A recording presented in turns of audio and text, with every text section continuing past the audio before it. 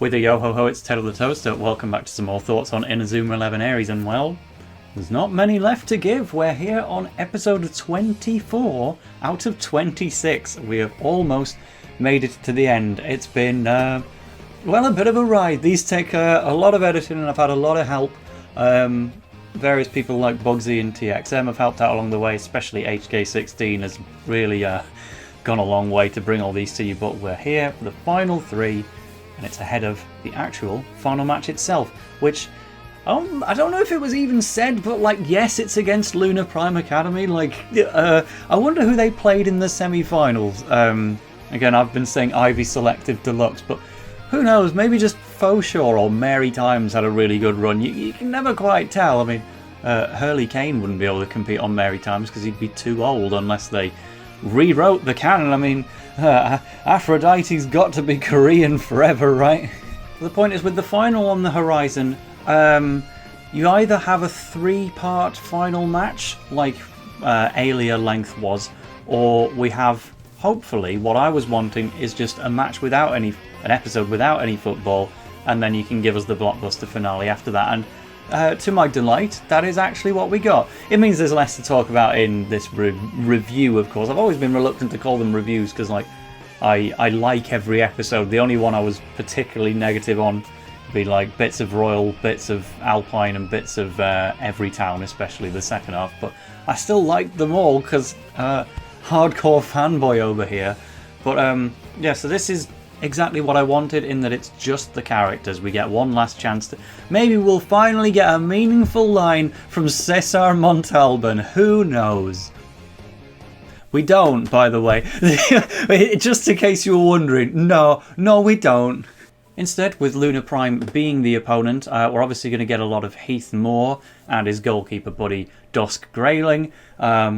One of the more popular ships in the Inazuma fandom, and they're only adding to it here because the episode just opens with like Heath pinning him against the wall to tell him, I must play in this match at all costs, kind of thing, when Dusk's like, but you're ill, you shouldn't do that.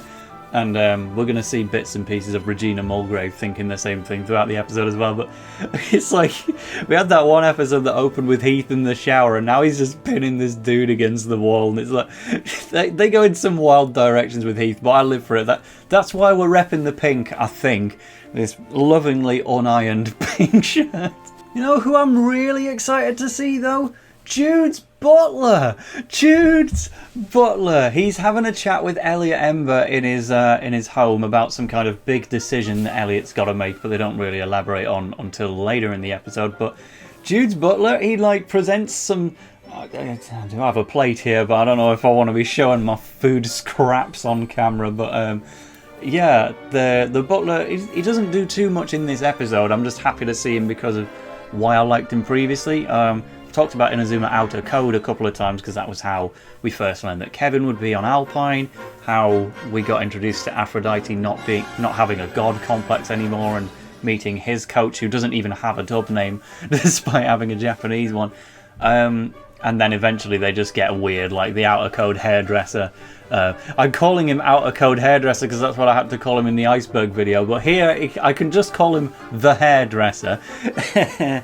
But one of my favourite episodes of Outer Code is Jude at home thinking how he's got to transfer to Polestar Academy and he's got to be live up to the Sharp family name because the Sharp family is so reputable after all. That sounds like a real life struggle that I'm building up to, but it's really not. Yes, very much a different Sharp family, but yeah, if they want to sponsor encompass my Sharp family under the sponsorship of Royal Academy, then sure, I'll go work there. But no, the point is, Jude's butler is a proper funny guy, like, because Jude's dad's so serious, and then the butler just tries to totally break Jude's concentration by feeding him extremely delicious dishes. But this is wildly off topic anyway. The point is, Jude's butler is one of the best characters in the series, and he gets a cameo here, so brill. It's alright, I'm part of the Sharp family. Here you go, Jude's butler. Have some Nando's Peronaise Yeah, we've had the San Pellegrinos. Let's just go for the Nandos. Let's go all in, right? No, we'll go for a less good point, I think. It depends on your opinion with this one, but so Maxim is in the hospital and he will not be participating in the match.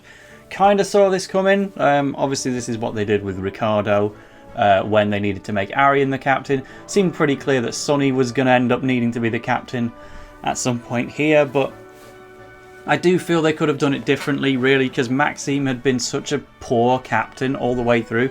Ricardo was not a bad captain at all. He'd be a terrible coach for the Earth 11. But our two Shindos here, yes, that was a good captain, and to take that role away from him and give it to Arian, something was going to need to happen to him, right? But Maxim, he kind of sucked, right? So he could have just given the captain role over anyway and just not participated in the match if it came down to it. I don't think they needed to hospitalise him, especially when he's just laying up in bed completely fine, chatting with everybody. He's even going to attend the match tomorrow and watch from the bench. It's like, they didn't need to injure him. He could have just admitted that there was a better fit for the captain and passed it over that way. I think that would have been a lot better, but they went for the cop-out injury, and yes, Sonny will be the captain for this match. But they have a more important issue in that, yeah, remember how this Raimon team doesn't have any reserves, and that's been the case for the entire season. They couldn't even find one more player at Raimon's school to join them. Like, worst case scenario, they're going to have to put Aurelia on the pitch at this rate. Yeah, so they are actively down to 10 members because Maxim's in the hospital, and well, what are they going to do about that? Well, it's another thing that I kind of saw coming, but I admit it's kind of necessary.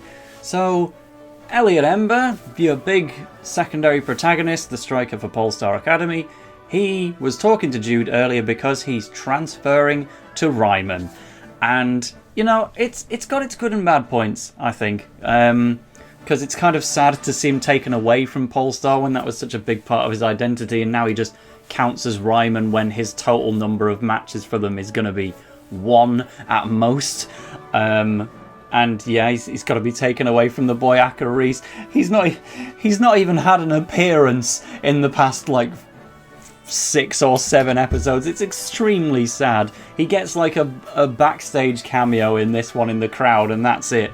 I've been updating his Inazuma wiki page after every episode that contains Akaris, and now I'm going to have to go and update the page just to say he was in the crowd watching the final in episode 23. Maybe I'll wait till after, eh? But yeah, so it's like, downsides is that he's technically going to count as Raimon now, and it takes away from our 3 protagonists. I'm saying protagonists because Heath's still being pretty villainous at the moment, but you know, you have 1 on Raimon, 1 on Polestar, and 1 on Lunar Prime. Now 2 of them are on Raimon.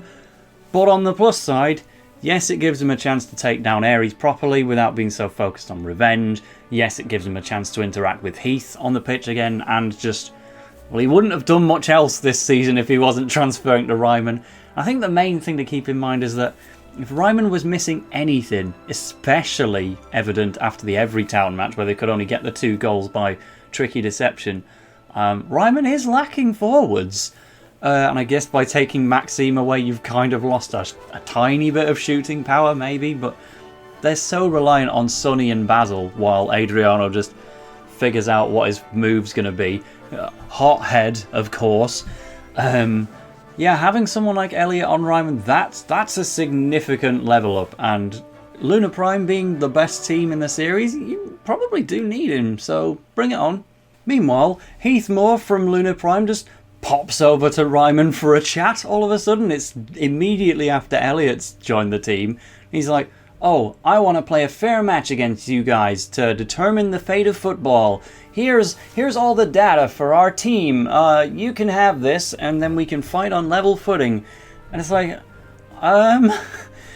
if you've truly felt this way, would you not have not Omega Maelstrom'd Polestar and injured them when you were already like 3 goals in the lead? This is a bit of a change of heart, but it is built up earlier in the episode as well. He's having talks with the main villain of the Scales of Ares, who we know almost nothing about and don't really want to, convincing him that the Lunar Prime players should be able to leave the Scales of Ares if they were to win the match. saying, oh, well, they've learned the value of football now, so they're of no use to us. They don't fit under our regime anymore. And he's obviously having chats with Regina Mulgrave again as well. And yeah, it's getting a little harder to judge his true motives, because, you know, that we've always been bigging him up in like the title cards and stuff as the third main character. Like, is he all bad? It's hard to say, but then the way he acted in that match against Polestar itself, the totally unneeded Omega Maelstrom and the violence in there. Yeah, we're not willing to trust him yet, but he's given us the data for his team, so we'll decide what to do with that one. But the point is, Sonny is our captain. Now, we all kind of saw it coming, I'm pretty sure. I mean, let me know if you didn't. But what's he actually going to do as a captain? Is he going to try and have to step up to the plate like Maxim? Actually, this part was probably my highlight of the episode, because if I've been saying all the way through this essentially plot recap of what I saw coming and what I didn't, something I definitely didn't expect was for his sole instruction as captain to be to go back to the island. And I just thought, oh, I really wanted the last episode before Lunar Prime to just be a nice fun bit of character building before it's too late. And then, yeah, Sonny proposes, let's just dip from Raimon School for a bit and go back to Backwater. And I was so ready for the rest of the episode to just be that, training on the island, having a good time. I really would have enjoyed that. Unfortunately, it doesn't actually happen on screen, which was, I'm not going to lie, quite crushing. I haven't seen episodes 25 or 26 back yet, so maybe there'll be some flashbacks in those, but I don't recall there being any. So, oh, it was such a nice idea. I had the biggest smile on my face when he said, let's go back to the island. I'm like, yes, this is what I want the episode to be. And then we don't actually see any of it. It instead goes to another Heath and Dusk montage. It's very sensual. They're really discussing in great depth what they should do about Heath's illness in the upcoming match. From all the mood lighting and the ambience between the two boys. But yeah, so I can't exactly ask the Inazuma animators to go and give me an entire extra scene stroke episode of training on the island, and maybe we'll get a bit of it soon. I think we must have a bit in the next one, but it's not going to be in this episode. Because instead we've got to have a little bit about Faith, and it's just like, she's been there in every episode. I've just not had anything to say about her because she's just being there doing what she does, but she's full on talking to the doctor in this one and getting ready to leave hospital, and it's like, oh yeah, suppose we should start paying attention to that now. We do make it over to the stadium about 17 minutes in, so I appreciate that, yes, it's at this point settled in for good. We're not getting any football in this one, and that's fine. We get a nice little montage of all the other schools watching on.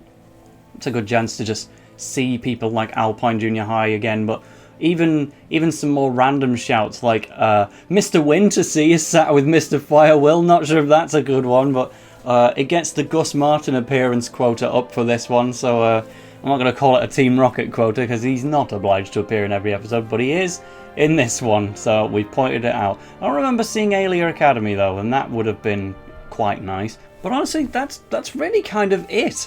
The episode ends, and it is going to be a solid 2 episodes back to back of Lunar Prime against Raimon after this. So I'm almost thinking, what more can I add to this, really?